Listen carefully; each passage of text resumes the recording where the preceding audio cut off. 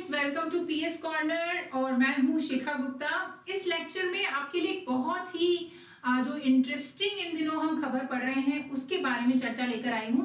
आपने न्यूज़पेपर में पढ़ा होगा कि जो सहारा का मरुस्थल है उसमें जो है बर्फबारी हुई है, स्नोफॉल हुई है, हिमवर्षा हुई है, कुछ भी बोल लीजिए उसको। तो मतलब जो विश्व का सबसे बड़ा गर्म मरुस्थल है, क्या वो वजह है कि वहां पे जो है बर्फ गिर रही है, स्नोफॉल हो रही है। मतलब हम तो हमारे थार के मरुस्थल में कल्पना भी नहीं कर सकते कि स्नोफॉल हो जाए, तो सहारा के मरुस्थल में ऐसा कैसा क्लाइमेट चेंज हो गया है कि वहां पे स्नोफॉल हो रही है। क्या ये पहली बार हुआ है कि वहां पे स्नोफॉल हो रही है, और क्या चीजें हैं जो उसको इंड्यूस कर रही हैं, ये सारी चर्चाएं हम इस लेक्चर में करेंगे। अभी हाल ही में जनवरी 2022 में ही हमने पढ़ा है कि वहां पर जो अगर हम बात करें, देखो एटलस में हम इसको देखते हैं, ये है सहारा मरुस्थल का, अफ्रीका में है सहारा मरुस्थल, ये तो आपको पता ही है। और अफ्रीका के लगभग ये 11-12 देश हैं जो सहारा मरुस्थल के अंतर्गत स्थित हैं। अगर हम बात करें तो ये है मोरक्को, इधर है अल्जीरिया, ये है ट्यूनीशिया, ये है लीबिया, ये इजिप्ट, इधर सूडान, थोड़ा सा इरिट्रिया का पार्ट भी इसमें लगता है, चाड आ गया, नाइजर, माली, मॉरिटानिया और वेस्टर्न सहारा, पश्चिमी सहारा। ये वो देश हैं जिसमें सहारा का मरुस्थल फैला हुआ है, जिसे हम सब सहारा भी कहते हैं। और ये जो मरुस्थल है ये विश्व का सबसे बड़ा गर्म मरुस्थल है, ठीक है। और इसके अगर हम बात करें, इस भाग में लगभग हम बोल सकते हैं जो अल्जीरिया है, अल्जीरिया के उत्तर पश्चिमी भाग में, और ये मोरक्को के हम बोल सकते हैं दक्षिणी पूर्वी भाग में, यानी नॉर्थ वेस्टर्न अल्जीरिया और साउथ ईस्टर्न मोरक्को में जो है स्नोफॉल हुई है। तो इस जगह स्नोफॉल का क्या कारण है, ये हमें इस लेक्चर में समझना है। क्योंकि अगर आप आईएएस की तैयारी कर रहे हैं तो आईएएस के प्रीलिम्स में और मेंस में भी ये क्वेश्चन आपसे पूछा जा सकता है। इसके अलावा अगर आरएस मेंस लिख रहे हैं तो भी पूछा जा सकता है। और इन जनरल आप अगर फर्स्ट ग्रेड या किसी और टीचर एग्जाम की तैयारी कर रहे हैं जिसमें कि ज्योग्राफी आपका सब्जेक्ट है, तो इस तरह के कॉन्सेप्ट आपको पता होने चाहिए। तो डिस्कस कर लेते हैं भाई क्या है। सबसे पहले हम ये समझते हैं कि जो सहारा का मरुस्थल है, यहाँ हम बात कर सकते हैं ये क्षेत्र जहाँ मोरक्को अल्जीरिया है, यहाँ पर किस तरह की पवनें चलती हैं। तो ये एक नक्शा मैं मैप आपके लिए लेकर आई हूँ, और इसमें जो है हमारी जो इंपॉर्टेंट लैटिट्यूडनल लाइंस हैं, यानी कि जो महत्वपूर्ण अक्षांश रेखाएं हैं वो बनी हुई हैं। पहले उनको ड्रॉ कर लेते हैं। ये है 0 डिग्री, जिसे कि हम बोलते हैं विषुवत रेखा, है ना, इक्वेटर। इसके बाद ये है कर्क रेखा, ट्रॉपिक ऑफ कैंसर, जो कि होती है 23.5 डिग्री उत्तरी अक्षांश। तो 23.5 डिग्री और 0 डिग्री के बीच में अधिकांश जो है सहारा मरुस्थल स्थित है, इसलिए ये गर्म मरुस्थल है, ठीक है। अगर हम बात करें, जो हम स्नोफॉल की चर्चा कर रहे हैं वो हुई है यहाँ पर, इस जगह पर, ठीक है। जो अल्जीरिया है उसका एक शहर है एनसेफ्रे, जहां पर ये स्नोफॉल हुआ है, एनसेफ्रे में हुआ है। तो यहाँ पर जहां पे ये स्नोफॉल हुआ है, यहाँ पर किस तरह की पवनें चलती हैं इसको समझ लेते हैं भाई। अगर हम बात करें पूरी पृथ्वी की, तो पूरी पृथ्वी पर अगर हम देखें तो ये है इक्वेटर 0 डिग्री और ये है 23.5 डिग्री उत्तरी अक्षांश, ये है 66.5 डिग्री उत्तरी अक्षांश। एक बार इसी की चर्चा कर लेते हैं हम। सिर्फ इतनी हमें पता है कि पूरी पृथ्वी पर कुछ स्थायी पवनें चलती हैं, कुछ प्लैनेटरी विंड्स चलती हैं जो हमेशा उन लैटिट्यूड्स के बीच में उसी प्रकार से चलती हैं। कुछ स्थानीय स्थितियों की वजह से या कंडीशंस की वजह से वो कभी कभी बदल सकती हैं या कहीं कहीं बदल सकती हैं, लेकिन जनरली पूरी पृथ्वी पर वो पवनें उसी तरीके से चलती हैं। तो हम पढ़ते हैं कि 23.5 डिग्री से 0 डिग्री के बीच में जो पवनें चलती हैं उन्हें हम बोलते हैं पूर्वा पवनें, ईस्टर्ली विंड्स, या इनको हम व्यापारिक पवनें या ट्रेड विंड्स भी कहते हैं, ठीक है। यहाँ पर कौन सी पवनें चल रही हैं, यहाँ पर चल रही हैं पूर्वा पवनें, इन्हीं को हम बोलते हैं व्यापारिक पवनें। इंग्लिश में अगर हम बात करें तो इनको हम बोलते हैं ईस्टर्लीज या ट्रेड विंड, ठीक है। ये पवनें जो हैं इस 23.5 डिग्री से 0 डिग्री के बीच में चलती हैं। अब अगर हम बात करें 66.5 डिग्री यानी कि आर्कटिक वृत्त से लेकर, आर्कटिक सर्कल से लेकर कर्क रेखा, ट्रॉपिक ऑफ कैंसर के बीच में किस प्रकार की पवनें चलती हैं, तो यहाँ चलती है वेस्टर्लीज, ठीक है। पछुआ पवनी।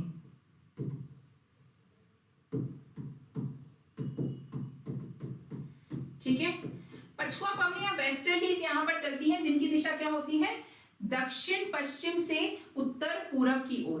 तो अब आप समझ रहे हैं, इस क्षेत्र में पछुआ पवनी चल रही है, इस क्षेत्र में पूर्वा पवनी चल रही है। अब हम वापस से हमारे पुराने मैप पर आ जाते हैं।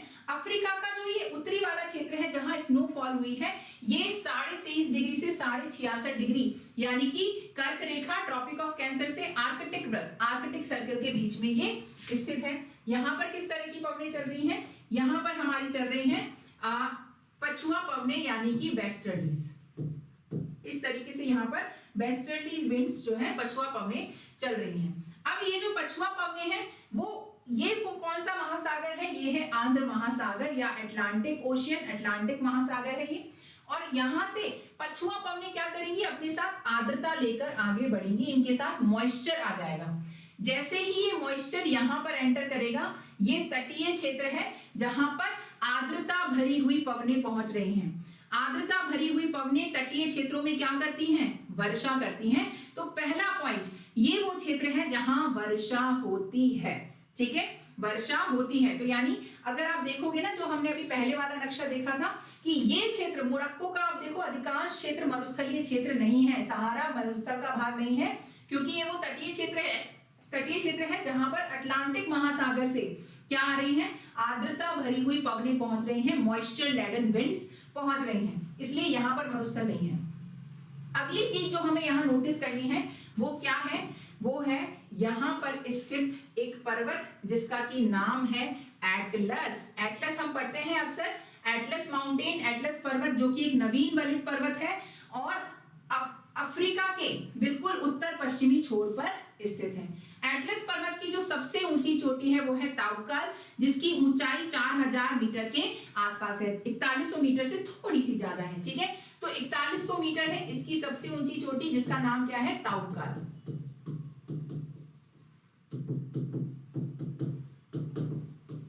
ठीक है, तो एटलस माउंटेन, एटलस पर्वत स्थिर है जो कि क्या कर रहा है, अटलांटिक ओशियन, अटलांटिक महासागर से जो आर्द्रता भरी हुई पवनें आ रही हैं, इनके रास्ते में, इनके मार्ग में स्थित है।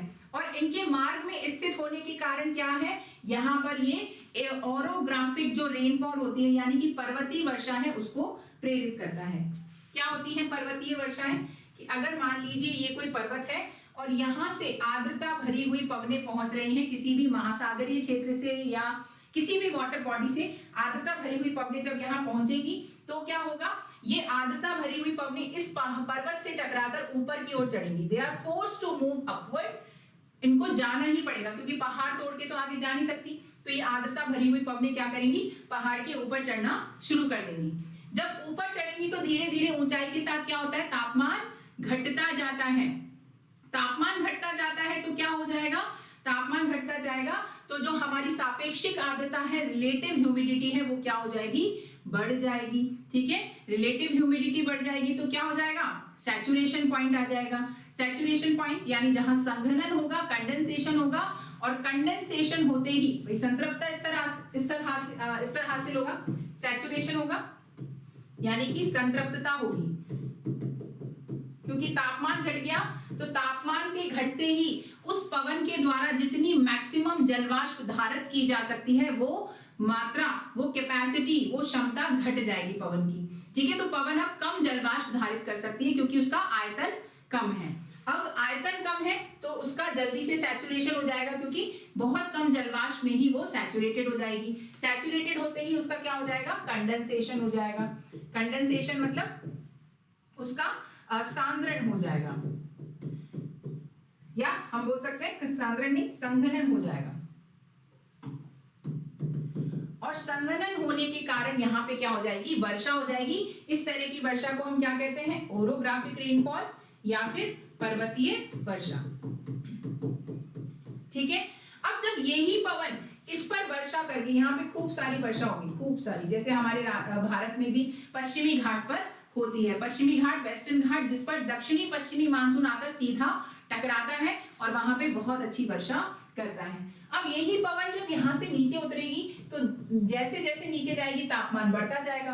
तापमान बढ़ता बढ़ता जाएगा तो जो हवा है, पवन है, उसका आयतन बढ़ता जाएगा। आयतन बढ़ता जाएगा तो उसके अंदर जलवाष्प धारण करने की क्षमता बढ़ती जाएगी। जलवाष्प धारण करने की क्षमता बढ़ेगी तो क्या हो जाएगा, रिलेटिव ह्यूमिडिटी यानी कि सापेक्षिक आर्द्रता घटती जाएगी। तो यानी कि अब सैचुरेशन यानी कि संतृप्तता स्तर हासिल नहीं होगा, तो यहाँ पर वर्षा नहीं होती है। वर्षा होने के लिए सैचुरेशन यानी कि संतृप्तता स्तर हासिल होना बहुत ज्यादा जरूरी है। तो यहाँ पर वर्षा नहीं होती। यही वजह है कि एटलस पर्वत के जो पूर्वी हिस्सा है वो क्या है, सहारा मरुस्थल है। एटलस पर्वत का पश्चिमी हिस्सा मरुस्थलीय क्षेत्र नहीं है, जो कि अधिकांशतः मोरक्को में स्थित है। और एटलस पर्वत के जो पूर्वी हिस्सा है वो क्या है, मरुस्थलीय क्षेत्र है, सहारा का मरुस्थल है। क्योंकि एटलस पर्वत पे सारी वर्षा हो जाती है, उससे उतरने के बाद कोई वर्षा नहीं होती। तो अब आपको ये समझ में आ गया कि यहाँ पर वर्षा होती है एटलस पर्वत के आसपास। अब हम वापस से वहां आ जाते हैं जहां स्नोफॉल हुई है। ठीक है, स्नोफॉल कहाँ हुई है, यहाँ पर हुई है। यहाँ इस मानचित्र में देखें तो मोरक्को और अल्जीरिया की बॉर्डर पर ये ही वो जगह है जहां पर एटलस पर्वत स्थित है। एटलस पर्वत स्थित है, तो यानी कि यहाँ पर वर्षा तो होती है। अब क्योंकि एटलस पर्वत की जो सबसे ऊंची चोटी है ताउक्कल, या इन जनरल भी हम एटलस पर्वत की ऊंचाई देखें तो सबसे ऊंची चोटी 4000 मीटर से भी ऊंची है। तो लगभग हम ये मान सकते हैं कि एटलस पर्वत ठीक ठाक ऊंचा है। इतनी ऊंचाई पर तापमान घटकर लगभग 0 डिग्री सेल्सियस से भी नीचे चला जाता है। तो यहाँ पर जो तापमान है वो पहुंच गया कितना, -2 डिग्री सेल्सियस। क्योंकि जनवरी का महीना उत्तरी गोलार्ध में अगर हम बात करें, भाई अफ्रीका का ये हिस्सा कहाँ पर है, उत्तरी गोलार्ध में है, नदर्न हेमिस्फीयर में है। और उत्तरी गोलार्ध में जनवरी का महीना सबसे ठंडा महीना होता है। तो यानी सबसे ठंडा महीना, तो वैसे ही तापमान कम और ऊंचाई के साथ साथ तापमान और ज्यादा कम। तो -2 डिग्री सेल्सियस यहाँ तापमान हो गया। इसलिए जो वर्षा होने वाली थी जल के रूप में, वो किसके रूप में हो गई, स्नोफॉल के रूप में हो गई। यही वजह है कि इस क्षेत्र में एनसेफ्रे जो शहर है वहां पर स्नोफॉल हुआ है, हिमवर्षा हुई है। ये चीज समझ में आ गई। और ऐसा पहली बार नहीं हुआ है, ऐसा अक्सर होता है। पिछले अगर हम 44-45 वर्षों की बात करें तो ऐसा 5वीं बार हुआ है। ये 5वीं बार हुई स्नोफॉल है। क्योंकि तो जनवरी में वैसे ही टेम्परेचर कम और ऊंचाई के साथ और ज्यादा टेम्परेचर कम हो जाता है। थोड़ा बहुत क्लाइमेट चेंज का हम इसमें इम्पैक्ट बोल सकते हैं, क्योंकि अब इसकी फ्रीक्वेंसी बढ़ गई है लगातार। 2016, 2018, 2019-20, फिर उसके बाद इस वर्ष भी 2022 में भी ये वर्षा हुई है। तो इसकी आवृत्ति बढ़ती जा रही है, फ्रीक्वेंसी बढ़ती जा रही है। क्योंकि जलवायु परिवर्तन का कुछ ना कुछ इम्पैक्ट है कि तापमान और ज्यादा कम यहाँ पर सर्दियों में हो रहा है। हम भी देख सकते हैं कि सर्दियां बहुत ज्यादा तीखी अब इन दिनों पड़ रही हैं। तो यही वजह है कि सहारा के मरुस्थल में हो गई है स्नोफॉल, हिमवर्षा। और जो रेतीले बालू का स्तूप होते हैं, सैंडी जो हमारे सैंड ड्यून्स हैं, उन पर जमी हुई दिख रही है बर्फ। हालांकि बहुत टेम्परेरी मोमेंट था, बर्फ जल्दी पिघल गई थी क्योंकि टेम्परेचर वहां हमेशा थोड़ी इतना कम रह सकता है, तो जल्दी ये बर्फ पिघल गई थी। लेकिन यहाँ पे ये स्नोफॉल हुआ था। तो उम्मीद करती हूँ आप समझ गए होंगे कि यहाँ पर स्नोफॉल कैसे हो गया और क्यों हुआ है, और ये पहली बार नहीं हुआ है। देखो क्या पता एक दिन हमें थार के मरुस्थल में भी स्नोफॉल देखने को मिले। तो ऐसी कुछ रोचक और जानकारी के साथ अगले वीडियो में मिलेंगे। इस लेक्चर के लिए इतना ही। अगर आपको ये क्लासेस, ये वीडियोस अच्छे लगते हैं, इंटरेस्टिंग लगते हैं, तो जरूर से चैनल को सब्सक्राइब कर लीजिए और वीडियो को लाइक करके शेयर करना नहीं भूलिएगा अपने सारे सोशल मीडिया हैंडल्स पर। ये पीडीएफ आपको टेलीग्राम चैनल पर मिल जाएगी, जिसका की नाम है पीएस कॉर्नर, और उसका लिंक आपको इस वीडियो के डिस्क्रिप्शन में मिल जाएगा। इस वीडियो के लिए इतना ही। Thank you very much, bye bye.